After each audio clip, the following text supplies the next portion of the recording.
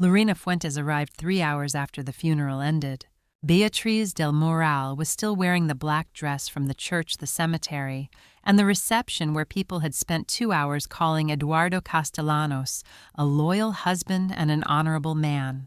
Lorena did not offer condolences. She walked into the parlor with a lawyer beside her, placed a folder on the coffee table, and said Eduardo signed a new will 3 days before he died.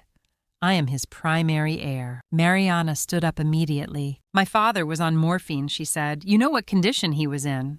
Lorena smiled. There was a lawyer present. There is his signature. This is legal. Beatrice looked at the folder. Then she looked at Lorena.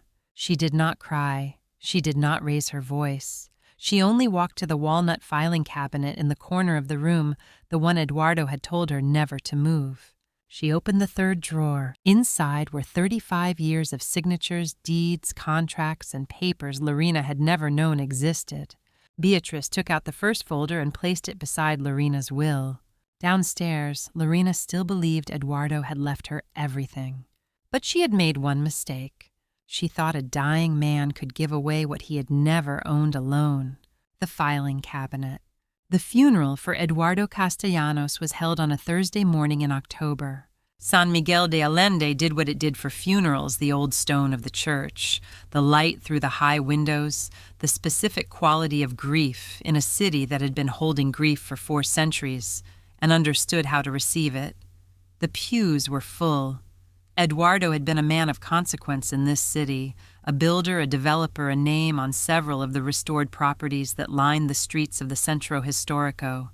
People came because he had mattered to them, or because he had mattered to their business, or because in a city this size, the distinction between those two things was often unclear. Beatriz stood at the graveside with Mariana. She had stood beside Eduardo in this cemetery before, for his mother, for his oldest partner, for the 2 friends who had preceded him into this ground. She knew how to stand at a graveside in San Miguel. She knew how to receive the hands extended toward her, and say the words that needed to be said, and remain present through the long, slow dispersal of people returning to their ordinary lives. Mariana held her arm. Mariana was 37 and had her father's jaw and her biological mother's eyes, and 30 years of being raised by Beatriz, which had given her something that was entirely her own, a specific quality of steadiness under pressure that Beatrice recognized because she had been watching it develop since the girl was 12 years old and had first understood what it meant that her mother was not coming back. They stood together until the last people had gone. Beatrice had known about Lorena Fuentes for 3 years.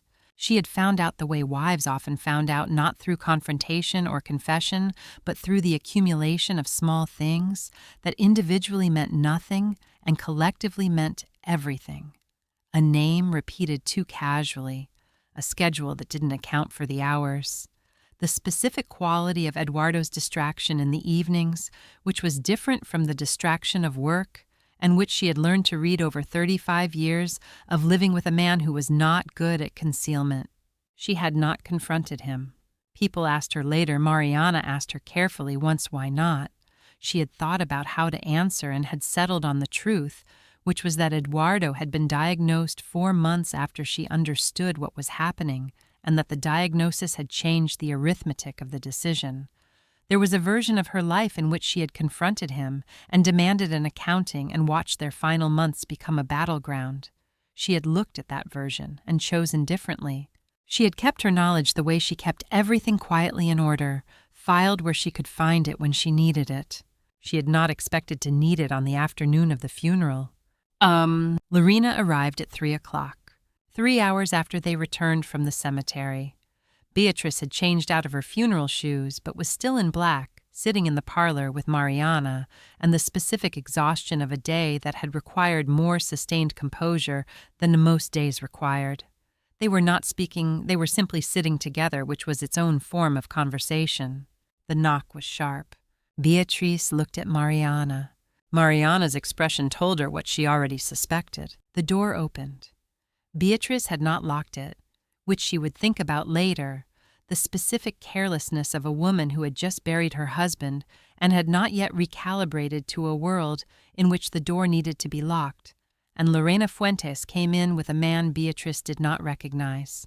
Lorena was 41 and dressed in the specific way of a woman who had thought about what to wear to this encounter, not morning clothes, not casual clothes, but the clothes of a woman presenting herself as a person of consequence.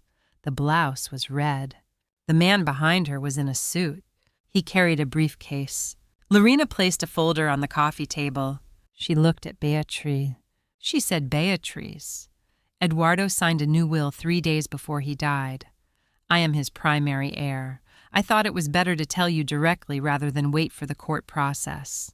She said, "Beatriz," not Señora Castellanos, not the form of address that 35 years of marriage to Eduardo had established as the correct one in this house.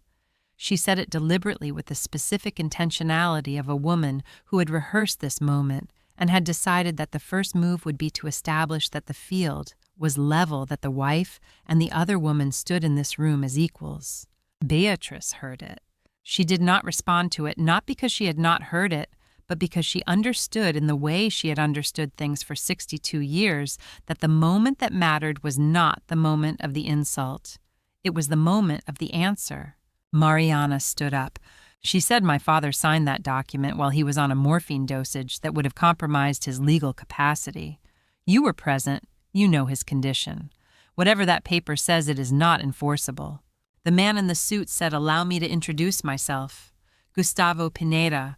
I drafted the will and was present at the signing. There was also a nurse as witness. The document was properly notarized. The will is valid." Mariana said you notarized a document signed by a man in palliative care on high-dose opioids. That is not a valid testamentary act. That is taking advantage of a dying man. Pineda said, "The standard for testamentary capacity does not require the absence of medication. It requires awareness of the act being performed and its consequences." Eduardo understood what he was signing. Lorena had not looked away from Beatrice during this exchange. Beatrice had not looked away from Lorena. They were two women in a room that one of them had lived in for 35 years, and the other had entered for the first time, and the distance between those two facts was being measured in the silence between them. Beatrice stood up. She did not say anything. She walked to the walnut filing cabinet in the corner, the cabinet that had stood in that corner since the first year she and Eduardo moved into this house, the cabinet that Mariana had watched her open for as long as Mariana had been old enough to watch anything, the cabinet that held what Beatrice had been keeping for 35 years with the specific professional habit of a notaria publica who had understood from the first day of her career that if it was not on paper, it did not exist. She opened the third drawer. She took out the first folder and placed it on the coffee table beside Lorena's will. She opened it. She said, "Miss Fuentes, this is Eduardo's signature on the deed to this house. The co-owner listed is me." She took out the second folder. She said, "This is his signature on the founding documents of Castellanos Inmobiliaria. The co-founder listed is me." The third, she said, "This is his signature on the joint accounts. The co-holder is me." She looked at Lorena directly without performance with the specific, steady attention of a woman who has been preparing for this moment for 3 years without knowing exactly what form it would take, and has found that the form is exactly what she was prepared for. She said Eduardo may have signed a will leaving you everything he owned, but there are things Eduardo did not own alone. He cannot give away what is not solely his. If you want to take this to court, Miss Fuentes, I have 35 years of his signatures in this cabinet, and every one of them says the same thing. Lorena looked at the deed. She looked at the incorporation papers. She looked at the account records. The smile she had arrived with the carefully maintained expression of a woman who had come to deliver a verdict was gone. What replaced it was something more complicated and less rehearsed, the expression of a person who has walked into a room expecting it to be one thing and has found it to be another. Gustavo Pineda was looking at the deed. He was not nodding. Lorena left at 4:15. She did not leave quietly. At the door, she turned not toward Mariana, not toward Gustavo Pineda, who was already in the hallway, but toward Beatriz, who had remained standing beside the filing cabinet, with the 3 folders still open on the coffee table. Lorena said, "This is not finished. I will fight for every meter of this property. Eduardo chose me. That is something you cannot change with paperwork." Beatrice said nothing. She watched Lorena walk through the front door of the house Beatrice had lived in for 30 years, and she listened to the car start in the drive, and she stood in the parlor until the sound of the engine faded down the cobblestone street. Then she sat down. Mariana came to sit beside her. They did not speak for a while. At 10 o'clock that night, Beatrice went to the filing cabinet. Not to find something she didn't have. She knew exactly what she had and exactly where it was. She had always known.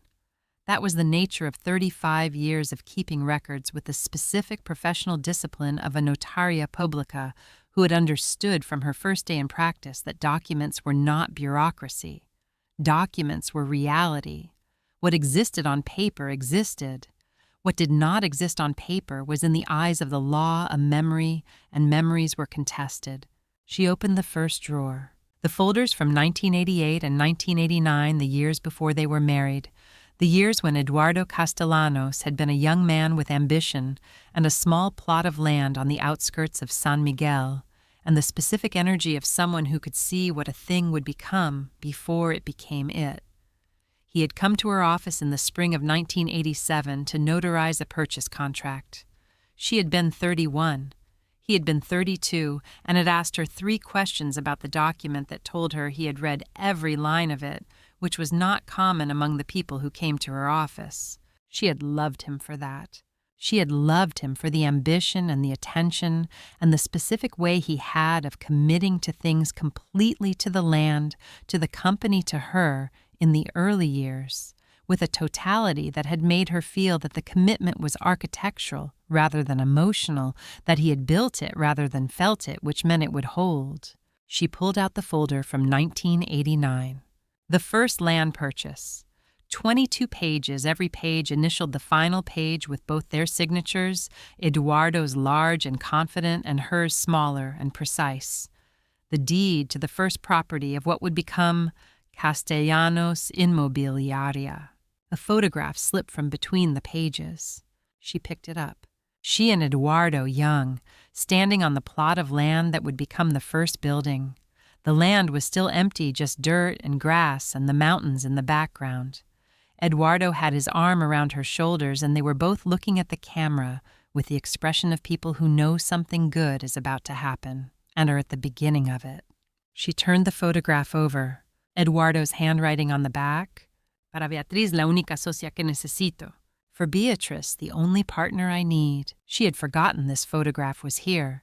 It had been filed away with the documents from 1989, and she had not gone back to 1989 in years. There had been no reason to the properties from that year long since developed and sold and replaced by larger things. She had not been looking for it. She held it for a long time. Then she set it on the desk beside the lamp where the light was good. Then she went back to the filing cabinet. Mariana found her at midnight. She appeared in the doorway of the study barefoot, still dressed in the way of someone who had been trying to sleep and had been unsuccessful. She looked at the floor where Beatrice had arranged the folders in the order she was reviewing them, rows of 35 years organized by year and category, property, corporate, financial, legal, covering most of the available surface. She said, "Mama." Beatrice looked up. Mariana said, "Come to bed. We'll do this tomorrow." Beatrice said, "I know where everything is. I just need to see it in order, to make sure I haven't missed anything." Mariana came in and sat on the edge of the desk. She said, "We're going to win this case. I know the law. The will was signed under morphine. There are grounds to challenge testamentary capacity. The joint ownership structure limits what the will can actually distribute. We have strong ground." Beatrice said, "I know we'll win." Mariana looked at her. Then, "So why are you sitting on the floor at midnight?" Beatrice was quiet for a moment. She said, "I'm not doing this to win Mariana. I'm doing this so Lorena understands, truly understands that what she thought was hers was never hers.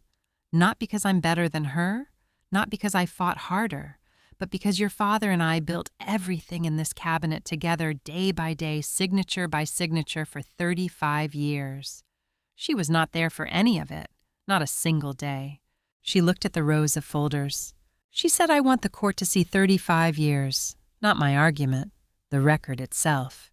Mariana said the record is enough. Beatrice said, I know. She turned back to the filing cabinet and reached into the back of the fourth drawer, the drawer for medical and personal documents, the one she organized less frequently than the others, and her hand found a folder she had not thought about in years. She pulled it out. The label was in her own handwriting, Eduardo Medico Confidencial. The dates on the documents inside ran from 5 years ago. She opened it. She read the first page. She turned to the second page. She read the date and the physician's notation and the specific clinical language of a doctor, recording an observation he considered significant, but not yet urgent. The kind of language that meant we are watching this. We are documenting this. This is the beginning of something we cannot yet measure.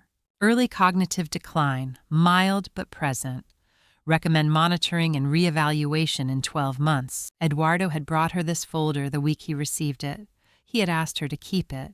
He had said, I don't want anyone to know about this yet. Not Mariana, not anyone at the company. Just keep it with the other documents where it's safe. She had kept it. She had not thought about it again, had filed it in the fourth drawer and moved on to the next thing the way you moved on, from information that had no immediate application and would wait there until it did. She looked at the date. 5 years ago. 5 years before Eduardo had signed the new will on a morphine drip in a hospital bed, in the presence of his mistress and her lawyer. Early cognitive decline documented, dated, signed by his physician, predating the will by 5 years. She clamped the folder under her arm and looked at Mariana. She said, Come here. I want you to read something. Mariana crossed the room and took the folder. She read the first page. She read the second page. She looked up at Beatrice. She said, Mama, this changes everything. Beatrice said, I know.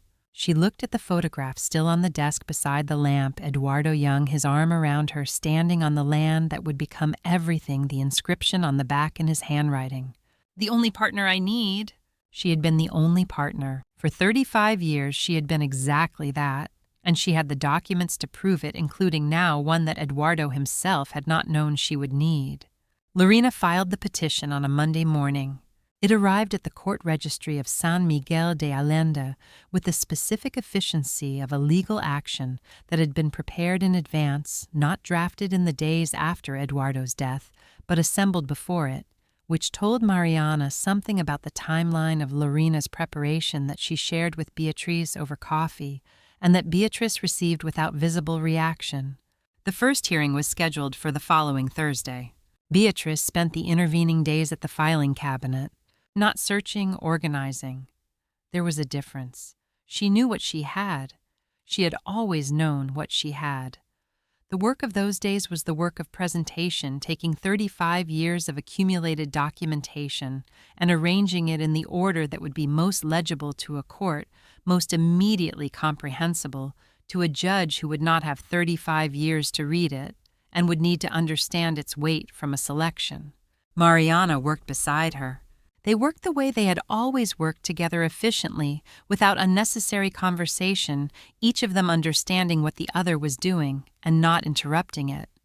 Mariana had inherited this quality from somewhere, and Beatrice had never been entirely certain whether it came from Eduardo or from the years of growing up in a house where Beatrice modeled it daily. It didn't matter. It was there. Oh, gosh! The courtroom was a room that had been used for serious things for a long time.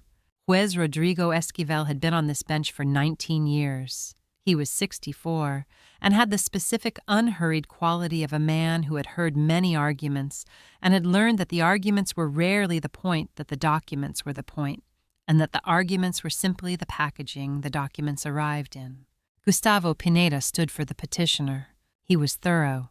He established the timeline, Eduardo's diagnosis, his 4 months of treatment, his lucid periods, the specific Thursday afternoon on which the new will had been signed.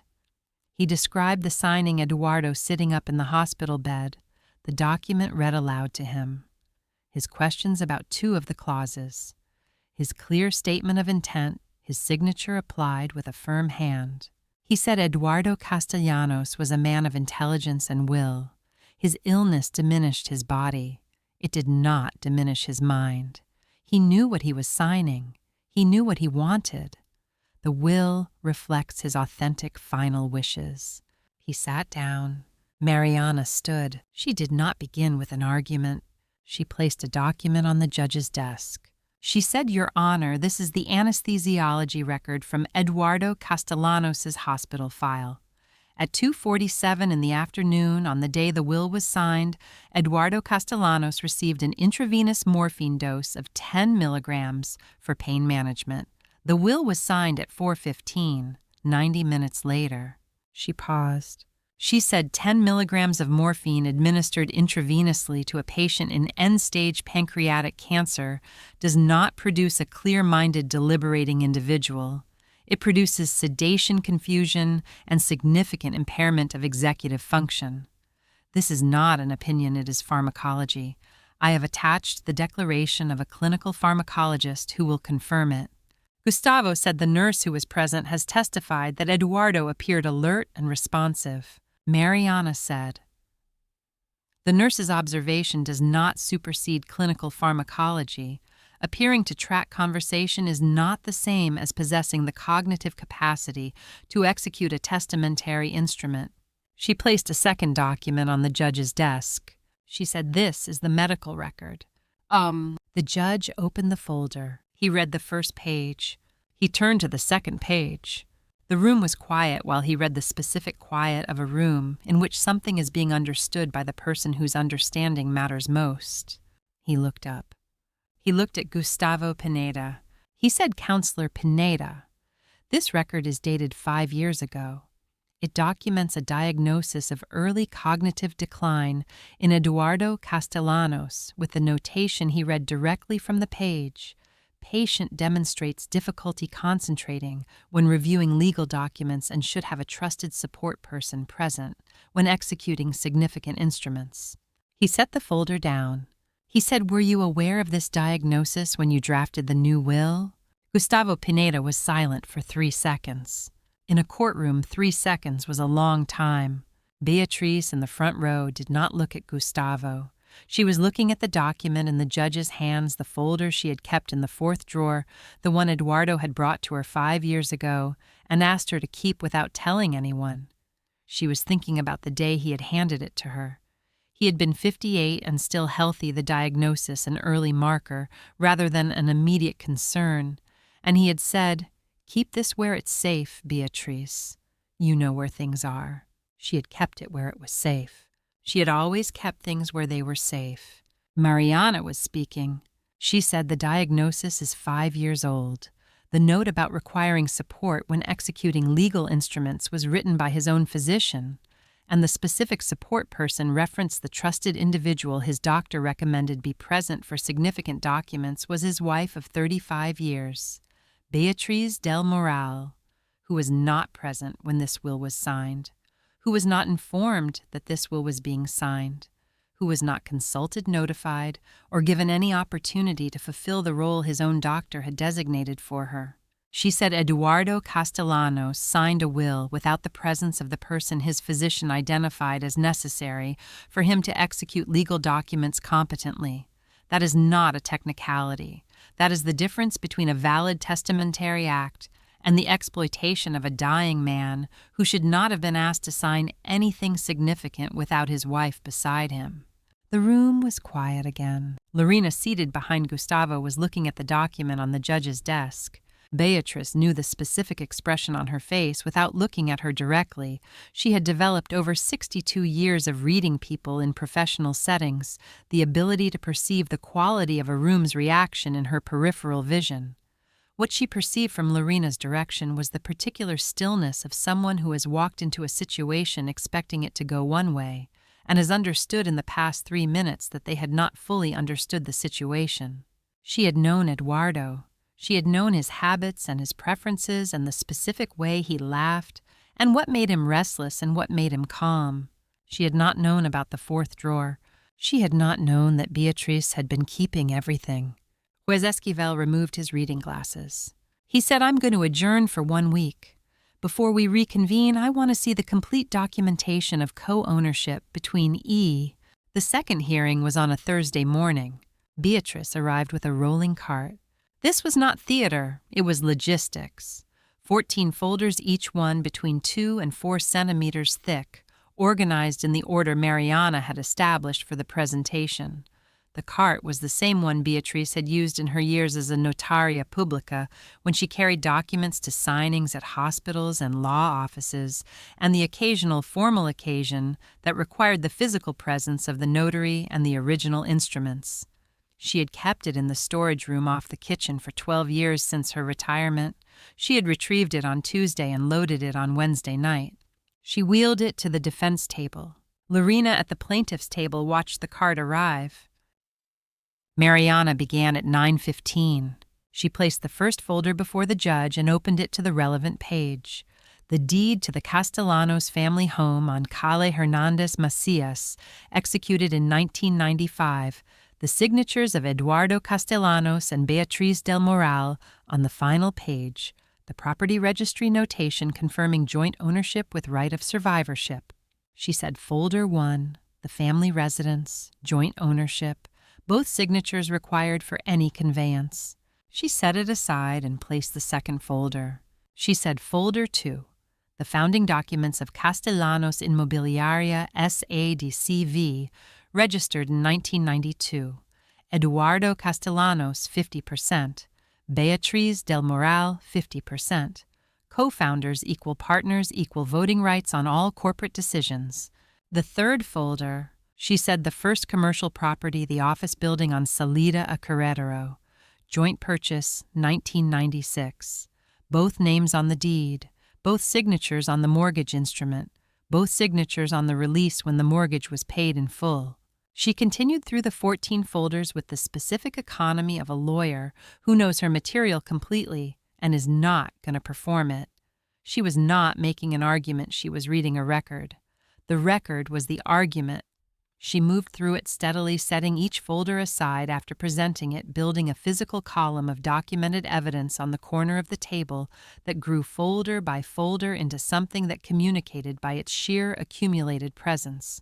The agricultural land in Querétaro, the second commercial development, the investment accounts, the corporate restructuring of 2007 in which both names appeared as principals on every instrument, the tax filings for 15 consecutive years, each one listing both names, the shareholder meeting minutes, each one signed by both shareholders, the property portfolio compiled in 2018 for insurance purposes, listing Eduardo and Beatriz as co-owners on 23 separate instruments, 14 folders, 35 years.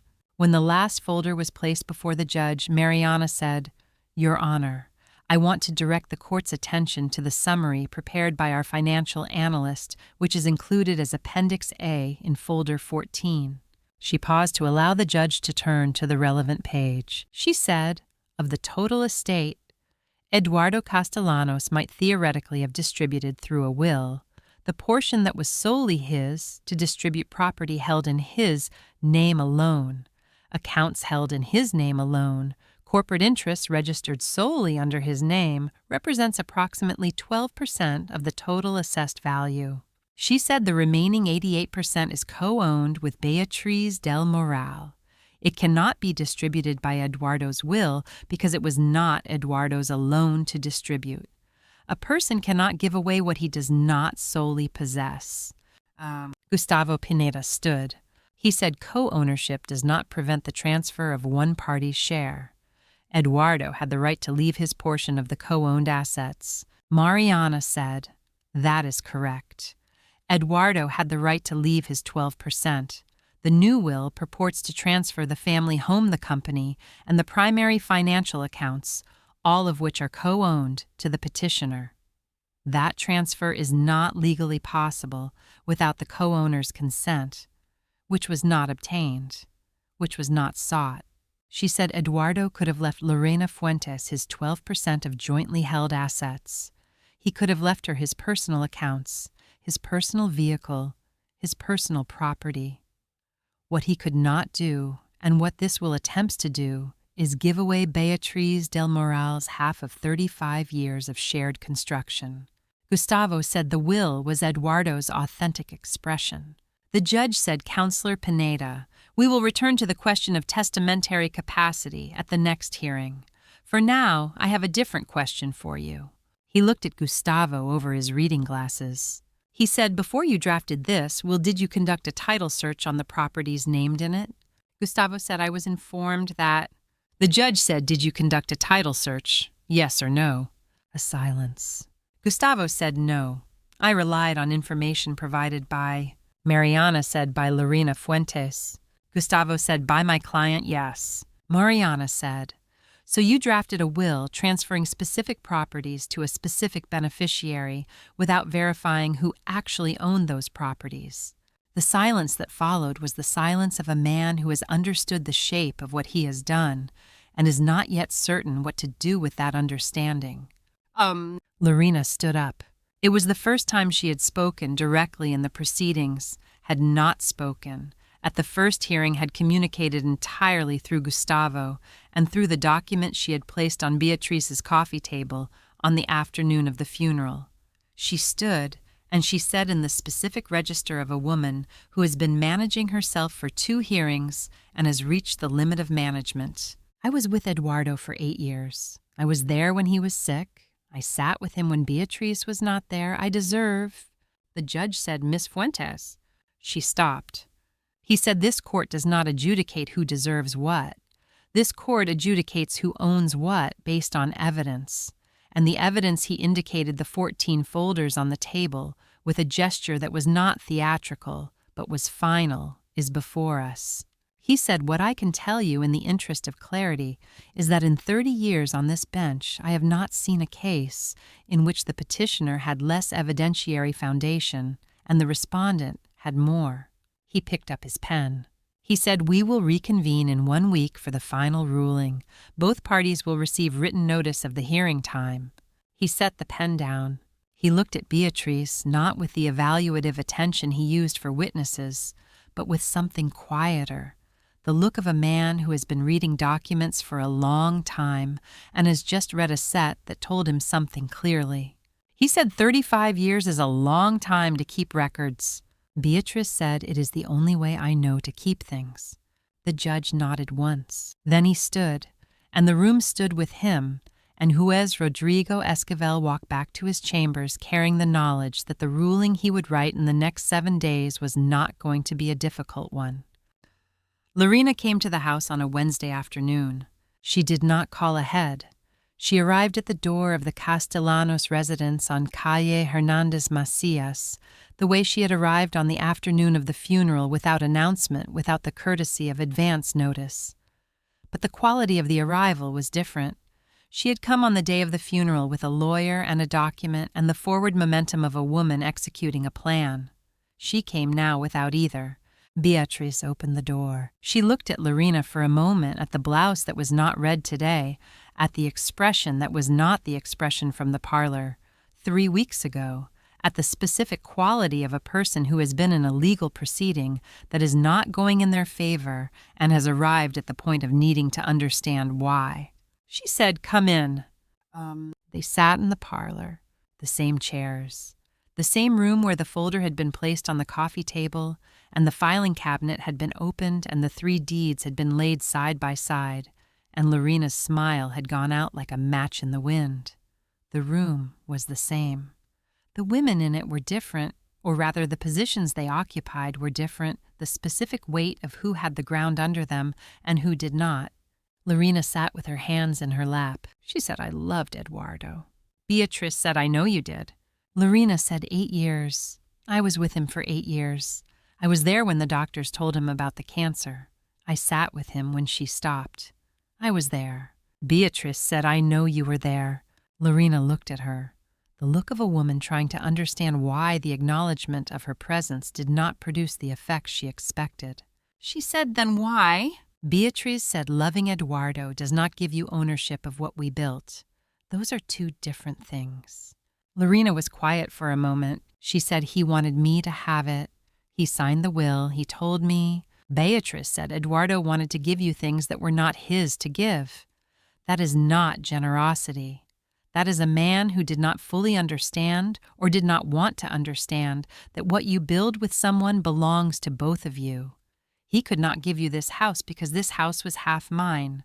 He could not give you the company because the company was half mine. He could not give you the accounts because the accounts were half mine. He could want those things for you with his whole heart and still not have the legal right to transfer them. Wanting is not ownership.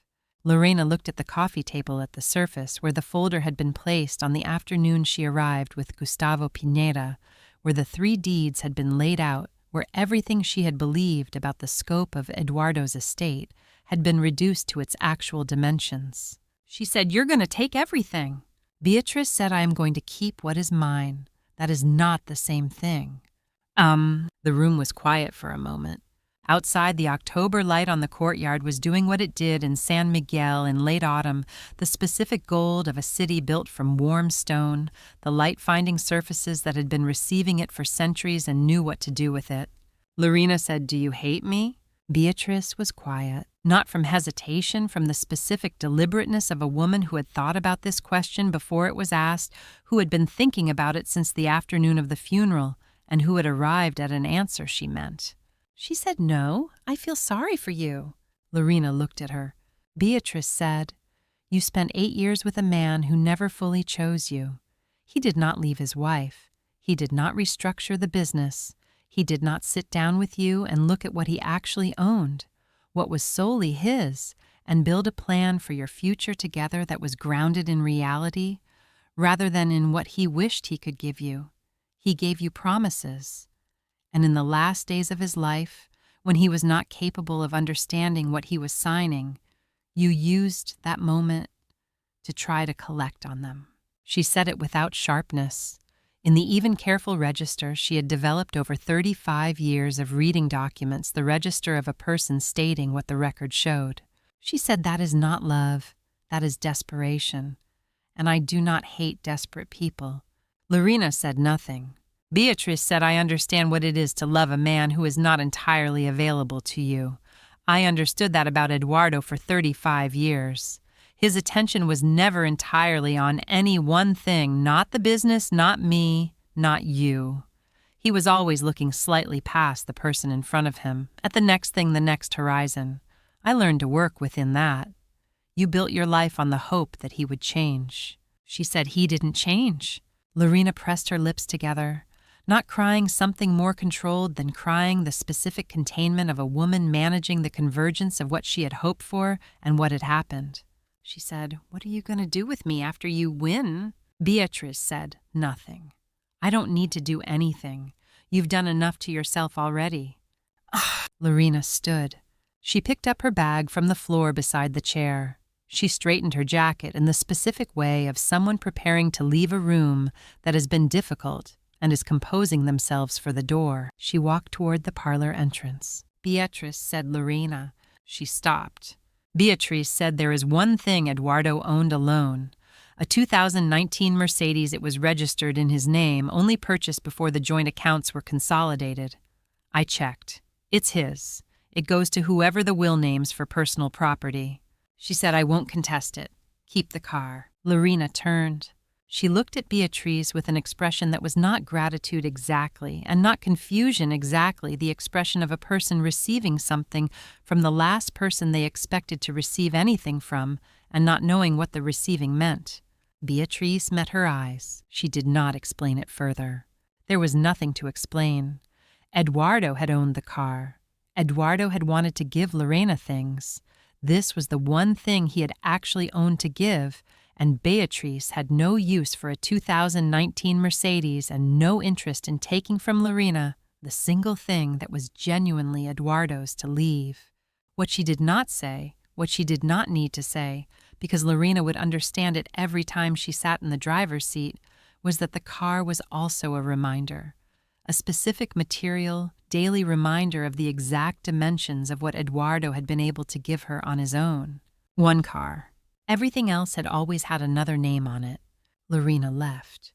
Beatrice sat in the parlor after the door closed in the chair she had sat in on the afternoon of the funeral in the room where everything had begun, and she looked at the filing cabinet in the corner and thought about 35 years and what they were worth and what they were not worth and what it meant to have built something so completely with another person that even their final betrayal could not undo the building. The car was Eduardo's to give. Everything else was hers. It had always been hers. The final hearing was on a Friday morning. San Miguel was doing what it did on October mornings, the light coming over the parroquia, the cobblestones still cool from the night, the city going about its business with the specific, unhurried quality of a place that had been conducting its serious affairs for centuries and was not going to rush them now. Beatrice arrived with Mariana. She was wearing the same black she had worn to the funeral, not the same dress, but the same color, which was a choice she had made consciously and had not explained to anyone. Mariana had noticed and had not asked. That, too, was a choice. They sat at the respondents' table. Lorena was at the plaintiff's table with Gustavo Pineda. The room was smaller than it had felt on the first 2 hearing days, not physically smaller, but smaller in the way rooms contract, when the available positions have been reduced to their essential elements and there is no longer any uncertainty about where things stand. Juez Esquivel entered at 9 o'clock. He sat. He opened the folder before him and looked at it for a moment, not reading, he had read it already, but receiving it one final time before he spoke it aloud. He said, "In the matter of the estate of Eduardo Castellanos, the court finds as follows." He said the testamentary instrument dated 3 days before the decedent's death is declared invalid on 3 independent grounds. He said, first, the evidence establishes that Eduardo Castellanos received an intravenous morphine dose of 10 milligrams 90 minutes before the signing of the document. The clinical record further establishes a diagnosis of early cognitive decline predating the signing by 5 years, with a physician's notation that the decedent should have a trusted support person present when executing significant legal instruments. Neither condition was met at the time of signing. A testamentary instrument executed under these circumstances does not meet the legal standard for testamentary capacity under the Civil Code of the state of Guanajuato. He said, second, the will purports to transfer assets that were not solely the property of the decedent. The documentation entered into evidence establishes that 88% of the assets named in the new will are held in joint ownership with Beatriz del Moral de Castellanos. A testamentary instrument cannot transfer what the testator did not solely own. The attempt to do so renders the relevant provisions legally void, regardless of the question of capacity. He said, third, the attorney who drafted the instrument failed to conduct adequate due diligence regarding the ownership status of the assets named therein. The court finds this failure to be a material deficiency in the preparation of the instrument. He set the page down. He said the original will of Eduardo Castellanos, executed in 2008, is restored to full legal effect. The estate is to be administered according to its terms. The respondent, Beatriz del Moral de Castellanos, is confirmed as the primary heir. He removed his reading glasses. He said the court is additionally referring the conduct of attorney Gustavo Pineda to the State Bar for disciplinary review. The preparation of a testamentary instrument for a patient in palliative care without independent verification of testamentary capacity and without title examination of the assets to be transferred falls below the professional standard required of a licensed attorney in this jurisdiction. He picked up his pen. He signed the order. He set it on the corner of the desk for the clerk. He stood. Beatrice looked at her hands. The judge had read her name, Beatriz del Moral de Castellanos, as the confirmed heir, and she had heard it, and she had looked at her hands. The hands that had opened the filing cabinet on the afternoon of the funeral. The hands that had arranged 14 folders on the floor of the study at midnight. The hands that had pressed the photograph of 1989 and set it down and kept working. They were not shaking. They had not shaken through any of it. Not the afternoon Lorena arrived with the blouse and the folder. Not the first hearing, not the second, not the conversation in the parlor when Lorena had asked if Beatrice hated her, and Beatrice had told her the truth. Mariana put her arms around her. She said, "Mama, we won." Beatrice held her. She said, "I know." She said, "I wish we hadn't needed to." Mariana pulled back to look at her. Beatrice said, "I wish your father had never put me in the position of having to fight for what we built together. I wish the last thing I had to do with 35 years of documents was prove that they existed." I wish she stopped. She said, "I love him still. I want you to know that. Whatever he did in those last months, I love him for the 35 years before. But I will not pretend that what he did was not what it was." Mariana held her hand. Gustavo Pineda's license was suspended for 6 months pending the bar's review. Lorena Fuentes left San Miguel de Allende in the week after the ruling. She left in the 2019 Mercedes, which was hers, which Beatrice had not contested, which had been Eduardo's alone to give, and which she had given without being asked to give. No one in San Miguel knew where she went. Several days after the ruling, Mariana came to find Beatrice in the study. Beatrice was at the filing cabinet, not retrieving anything, not organizing anything, simply standing in front of it with the third drawer open, which was the drawer she had opened on the night after the funeral, which held the documents from 1989 through 1994, which held the photograph with Eduardo's handwriting on the back. Mariana stood in the doorway. She said, "Are you going to close it?" Beatrice looked at the open drawer. She said no. She said, "I'm going to leave it open, to remind me that I spent 35 years with a man, and I don't regret keeping everything. Every paper, every signature, every date, I don't regret it." She said, "But I won't forget that keeping everything was necessary. That is something I will carry for the rest of my life, the knowledge that the love was real and the preparation was also necessary, and both of those things can be true at the same time." She looked at the drawer. She said, "The cabinet stays open." Mariana came to stand beside her. They stood together in front of the open filing cabinet, the cabinet that had held 35 years of a marriage in its documented form, that had been the architecture of everything Beatrice had built, that had been the place she went on the night of the funeral and the nights after, and that had given back document by document exactly what she had put into it. Outside, San Miguel was going into its evening, the light changing on the stone, the bells of the parroquia beginning their slow count of the hour, the city settling into the specific peace of a place that has been here a long time and expects to be here longer. The drawer stayed open. 3 months passed. San Miguel de Allende moved into its winter, not the dramatic winter of colder climates, but the specific winter of the high desert. The nights cold and clear, the days warm and brief, the quality of the light changing from the full gold of October to something thinner and more precise that showed the stone of the city in a different way. Beatrice had been in the house through all of it. The foundation had been Mariana's idea initially, and then Beatrice's, and then both of theirs together, which was how the best decisions in their relationship had always worked. The agricultural land in Querétaro, 200 hectares of it, transferred to a charitable organization that trained rural women in agricultural management. The deed of transfer had been filed at the registry in November. The foundation's name registered with the state Fundación Eduardo y Beatriz Castellanos. Mariana had looked at the name when Beatrice proposed it. She had said, "Are you sure you want his name on it?" Beatrice had said it was his land too, and the foundation is for women who have nothing, which is what Eduardo and I both came from before we built what we built. I'm not going to erase him because he failed at the end. He was more than the end.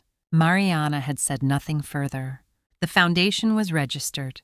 The 30% equity transfer had come the same week Castellanos Inmobiliaria formally restructured Mariana Castellanos, taking the CEO position that she had been doing the work of for 3 months and was now holding in title as well. The board meeting had lasted 45 minutes and had been, by the standards of what the previous months had contained, entirely unremarkable. Beatrice had signed the transfer documents with the specific care she brought to every document she signed. Then she had closed the folder and put away her pen and gone to plant roses in the garden, which was where Mariana found her an hour later, and where they had stood together in the late afternoon for a long time without needing to say much. On a Thursday afternoon, Mariana came to the study and found her mother sitting in front of the filing cabinet. The cabinet was open, the same third drawer, the drawer she had opened on the night of the funeral, but the drawer was half empty, and the shelves above and below were lighter than they had been the specific lightness of shelves from which things have been deliberately and carefully removed. Mariana said, "Mama, you gave them away." Beatrice said most of them. The originals, the ones with evidentiary and historical value, I donated to the law faculty at the University of Guanajuato for students to study. There is a specific course on women's co-ownership rights in marriage that has very limited primary source material. 35 years of joint tenancy documents from a real estate company is more useful to those students than it is to me now. Mariana looked at the half-empty cabinet. She said all of it. Beatrice said not all. I kept the photograph. I kept the first deed, the one from 1989, the land purchase before we were married, and I kept the medical folder from the fourth drawer. Not because I need it anymore, because I want to remember that I had it, that I kept it without knowing I would need it. That is something worth remembering. Mariana sat on the edge of the desk. She said, "Can I ask you something difficult?" Beatrice said, "You always ask me difficult things." Mariana said, "Do you still love him?" The room was quiet. Not the quiet of avoidance, the quiet of a woman who takes questions seriously and is going to answer this one seriously, regardless of how long it takes to find the answer in its accurate form. Beatrice said, "I love the man I married in 1987. The man who came to my office to notarize a land purchase and asked the right questions and stayed afterward to talk. The man who wrote on the back of a photograph, La única socia que necesito. That man, I love him. I will love him until I die. Love him." She said, "The man who signed a will for Lorena on a hospital bed 3 days before he died, I don't know who that was. I'm not certain I ever fully knew that part of him. Maybe no one knows all of a person. Maybe 35 years is enough to know the parts that mattered and to still be surprised by the parts that didn't." She said, "I hold both things. The love and the grief of what he did. They don't cancel each other out. They just coexist, like documents in the same cabinet." Mariana was quiet. Then she said, "There's something else." She reached into her bag and placed an envelope on the desk. Someone sent this to the house. No return address. Beatrice picked it up. She opened it. Inside was a small card, the kind sold at stationery shops throughout Mexico, cream-colored, simple, the handwriting on it, careful in the way of someone who has thought about what they wanted to say and wanted to say it correctly. "I sold the Mercedes. Thank you for everything. L." Beatrice read it once. She held it for a moment. She thought about Lorena leaving San Miguel, the car loaded, the city behind her, the specific freedom and weight of starting over with less than you had expected and more than you deserved, from the woman who had every reason to give you nothing. She thought about Eduardo writing on the back of a photograph in 1989. She thought about 35 years. She placed the card in the cabinet in the third drawer with the 1989 deed and the photograph in the medical folder from the fourth drawer. The things she had kept because they were worth keeping, the record of what had been real. She closed the drawer. She did not lock it. The cabinet stayed open as it had stayed open since the night after the funeral, the night she had sat on the floor surrounded by 35 years of documents and understood that what she had built was real and could not be taken from her. She looked at the open drawer. She said quietly, not to Mariana, not to the room, not to Eduardo's presence and the things he had left behind. She said it to the cabinet itself, to the record. 35 years, every paper, every signature, every date. She said it was enough. 1 year later, the roses were blooming.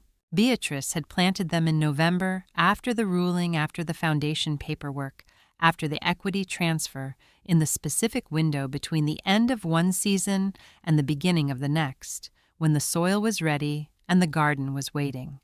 She had planted 12 varieties more than she had ever grown before because she had time now in a way she had not had time in 35 years of reading documents and attending meetings and being the person who kept track of everything.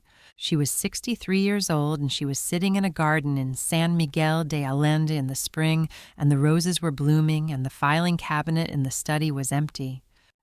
Mariana called on a Tuesday morning to report that Castellanos Inmobiliaria had closed its first sustainable development contract, a mixed-use project in Querétaro that would include affordable housing and green space, the kind of project Eduardo had always talked about wanting to build, but had never prioritized.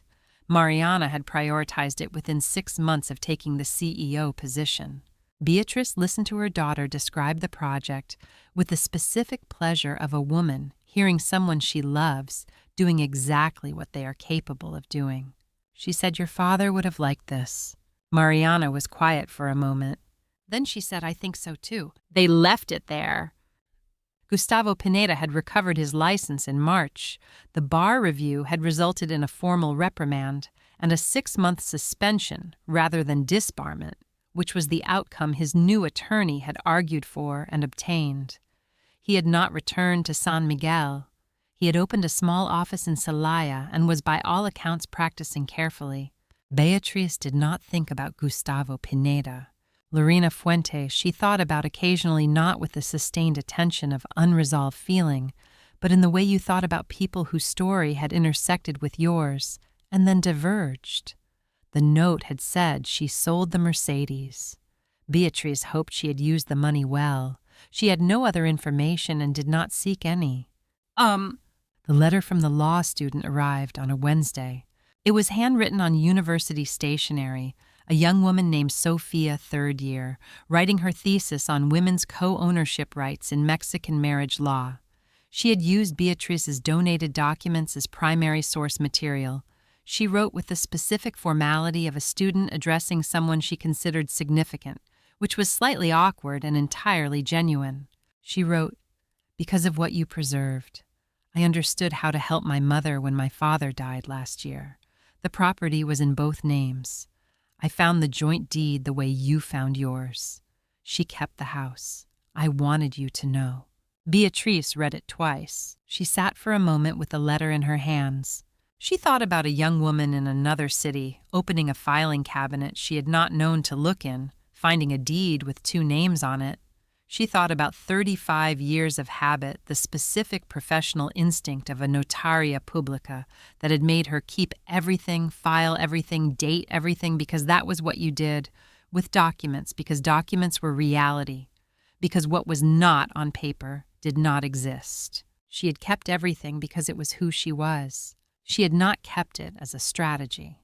And yet, she folded the letter carefully. She opened the drawer of the small desk in the garden, not the filing cabinet, which was now full of books, but the simple wooden desk she had moved outside when the weather permitted. She placed the letter inside. Not as evidence, just to remember. The filing cabinet stood in the study with its drawers open and its shelves full of books, gardening Mexican history architecture, a collection of poetry she had owned since her student years and had not found time to read in decades. 1 volume of civil law on the bottom shelf, which she opened rarely and without urgency. She had kept the 3 things she said she would keep. The photograph from 1989, Eduardo and Beatriz Young on the empty land that would become everything, his arm around her shoulder, the inscription on the back, in his handwriting, La única socia que necesito.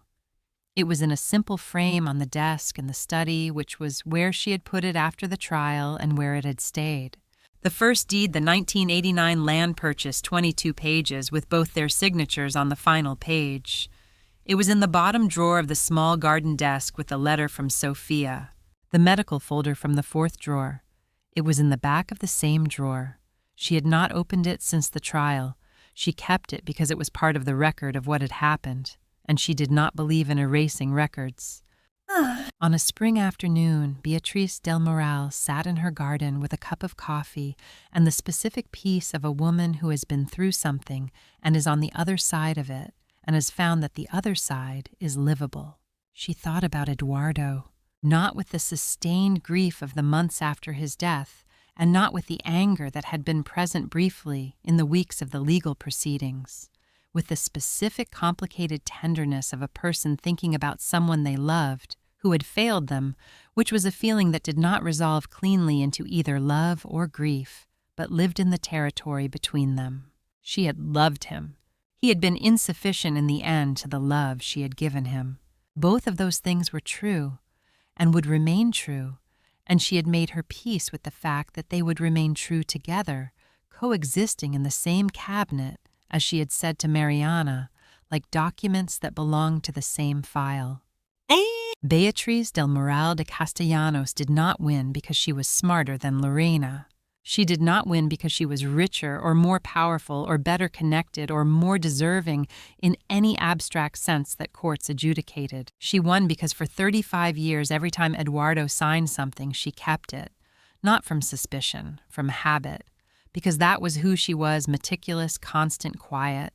Because her love was of that kind, the kind that expressed itself in attention rather than declaration, in the accumulation of small, careful acts rather than the performance of large feeling.